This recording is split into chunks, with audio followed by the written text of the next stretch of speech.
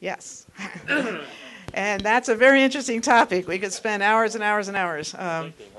Oh, I don't know if you heard. The question was, is there any foreign competition? And there is a tremendous amount of foreign competition right now. There's a huge debate, and this has turned into a huge political battle.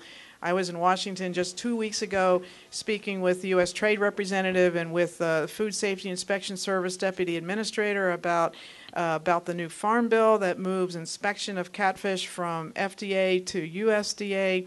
That's triggered a lot of reaction on the part of the importers who are importing very cheap product into the United States.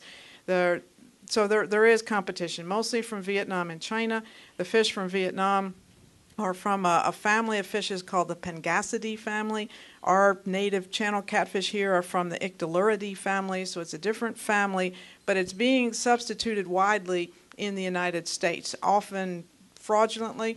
They're mislabeled and being sold as all kinds of different fish. It is the cheapest market worldwide, are the basa tra fish out of Vietnam, are the cheapest things available worldwide right now. So people are buying them and bringing them in. The concerns on the part of the U.S. catfish industry is that the health and safety record of the product being imported is not at all good. They continue to find substances that are very, very, very problematic, like banned antibiotics like ciprofloxacin and enrofloxacin that are some of our antibiotics of last resort are being fed to these fish overseas and continue to be found. Carcinogens like malachite green and crystal violet and things that are banned in the United States because they're known carcinogens are used indiscriminately in Vietnam and China.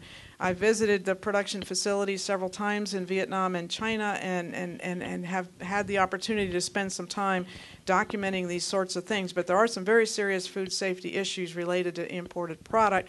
But unfortunately, it's being substituted and brought in because it is so cheap. It is so much cheaper than U.S.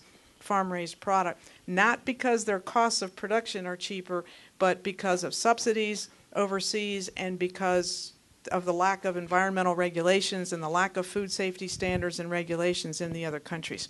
I could speak for hours about that, but that's one of the major issues that the U.S. industry is having to contend with.